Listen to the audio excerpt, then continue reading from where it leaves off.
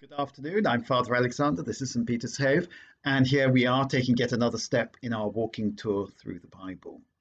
And I'm just going to look at Numbers chapter 13 and chapter 14. Now, the book of Numbers, not so boring after all.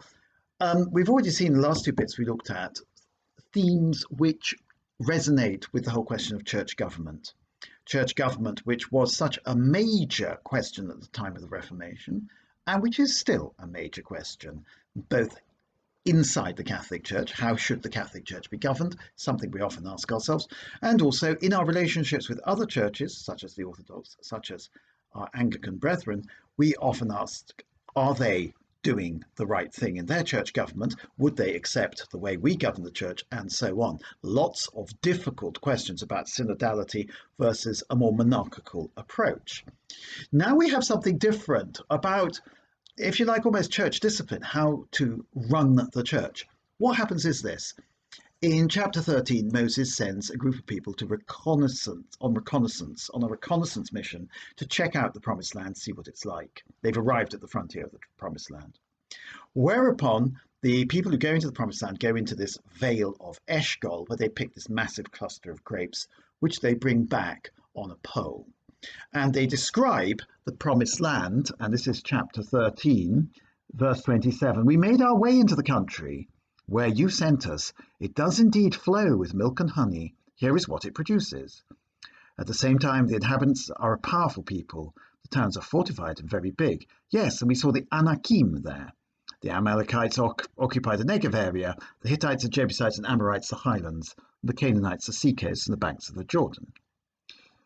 So they give a report about the Promised Land. And then Caleb says, right, let's go in and attack it, because we can easily conquer it. And then the people panic. And they say, we cannot attack these people. They are stronger than we are. And they began disparaging the country they had reconnoitred to the Israelites, saying, now, these are the same people who have just given the first report, now do what's called a reverse ferret and give a completely opposite report. The country we have been to reconnoitre is a country that devours its inhabitants. All the people we saw there were of enormous size. We saw giants there too. The Anakim descended from the giants. We felt like grasshoppers, and so we felt to them. Then the people then say, let's kill Moses, let's elect somebody else to be our leader, and let's go back to Egypt. So complete panic seizes them. The very people who gave them the correct information about the state of the Promised Land then give them a second version, which is a flat contradiction to the first one, and they take the second version as true. In other words, they're given false information, which they assume to be true, simply because they want it to be true, because they're too cowardly to face war in the Promised Land. And in other parts of the Bible, the Lord says, lest the people lose heart, lest they see war and lose heart, and so on. So they are a bunch of cowards. I think that's the basic idea. They can't face going in to attack the Amalekites and the Hittites and so on and so forth. And we have a great deal of psychological realism in this passage. There's not much psychological realism in some other passages in the book of Numbers, but here we have real psychological realism. They panic. They said, we saw giants, and they said, and there's this wonderful phrase, the people we saw there were of enormous size. Oh, you can't fight them, they're huge. We felt like grasshoppers, and so we seem to them. So they lose their self-confidence. They feel like grasshoppers, the horrible insects that can be crushed, knee-high to a grasshopper, as we say. So we seem to them. In other words, these were the sort of people who frightened us, and they despised us. So complete lack of self-confidence. And the whole community then cried out in dismay. So mass panic then breaks out. And then eventually, God is very angry with them, but Moses intercedes, something we've seen before, and then they are punished and they are pardoned and so on and so forth. But what strikes me here as being exceptionally interesting is the way panic can run like wildfire through the body of the church, because the church is made up of human beings, and human beings tend to panic. Historically speaking, in Europe, there have been mass panics. So, for example, 1788, 1789, there was something called Le Grand Peur, the Great Fear in France, where people panicked, rioted, and of course burnt down chateaus and things like that. In England in the 1830s, there were the Captain Swing riots. There wasn't a person called Captain Swing, but nevertheless, people went out rioting at the behest of an imaginary character called Captain Swing. Also, the Rebecca riots. There was nobody called Rebecca. In other words, somehow or another, people get this idea and they panic and so on. And this is how you have conspiracy theories. Though in many people in certain communities, in certain nations, have an idea that something bad is going to happen, something bad is being plotted against them, people are plotting against them, and so on and so forth. So the first thing what we've got to do is we've got to hold to the truth.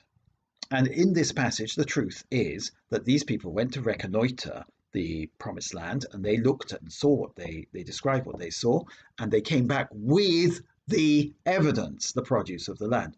So don't disregard the evidence. Look at the evidence. Look at the original testimony. Don't look at the panic testimony. This land is a land that devours its inhabitants, which comes later. Question what you were told, particularly if somebody tells you one thing and then tells you another thing. Check that what they're the other thing that they tell you is if it contradicts the first thing, check to see which is true. And remember, the second version is not likely to be the true one if it's the version that comes out in a panic. We are constantly badgered by nowadays what is called false news. The shepherds of the church have a duty to promote the truth about everything. Also, they need to promote the truth and not try and cover it up, not try and fob people off, and not mislead people, particularly not mislead people. That would be fatal. But there are many ways of misleading people that don't actually involve misleading them, such as, for example, fobbing them off in some way or another. The child abuse scandal that has been such a catastrophe for the Catholic Church is a good example of this. Child abuse was a catastrophe for all the people, the victims of child abuse. And it was a catastrophe for their families and their friends. And it was a catastrophe for those who were directly affected by it. Then, with the cover-up of the child abuse, the failed cover-up of the child abuse, and by the way, all cover-ups fail in the end, with the failed cover-up, it became a catastrophe for all of us, because it won for the Catholic Church the terrible reputation of being slippery, of being dodgy, of not being quite coming forward with the truth, not being quite honest, of being the sort of person who shifts around without really giving the truth, being totally honest. And of course, this has carried on with, of course, the court cases, particularly in America, where people write to bishops complaining, and the bishops write back letters which have clearly been authored by lawyers. When a father speaks to his children, he doesn't consult a lawyer. So that too is a rather bad thing. So I think this passage about the bunch of grapes, this passage about the Holy Land being a land of milk and honey, oh no, it's a land that devours its inhabitants, this gives us a very clear pointer in the matter of how the church, the culture of the church, the government of the church, we really do need to stick to the truth and put aside all equivocation and prevarication. It's an interesting passage. So do read chapters 13 and 14 for yourself. All the best for now. Bye.